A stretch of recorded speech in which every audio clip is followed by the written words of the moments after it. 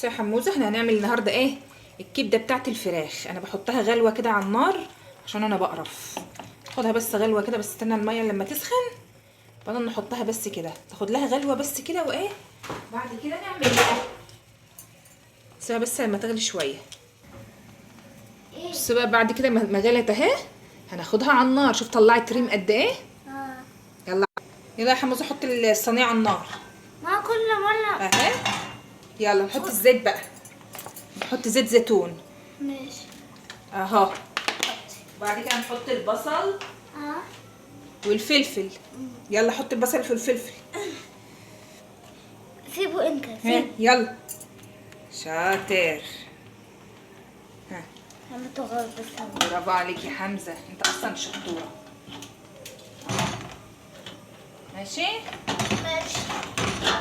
بعد كده نعمل ايه؟ ماشي. نقلب كده يا حموزه. بعد كده نحط الكبده دي بعد ما غسلناها. ماشي. مش هنقلب الوقت، هنحط ملح وفلفل وكمون. ماشي. نسيبها كده، نقلب من تحت لفوق كده بس. نسيبها بقى على النار هاديه. بصي يا حموزه بقى، هي كده خلصت اهي. جميله جدا اهي، كلها استوت اهي. تعالى بقى نحطها فين؟ نقفل عليها.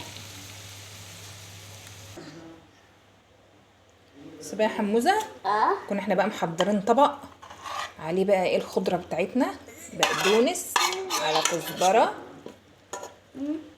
ونعمل احلى سندوتشات بقى. ماشي. وعصره الليمون بقى.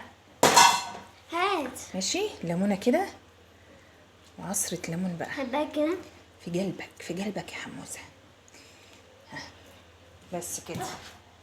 استنى بقى، خد بقى نجيب كايزر ونقسمه كده ونشوف بقى ايه السندوتش وحلاوته. نجيب طبق كده كده كده.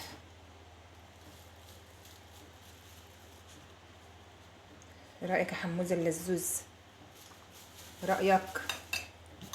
نجيب عصره ليمونه، نعمل كده ناكل بقى. حلو قوي. بجد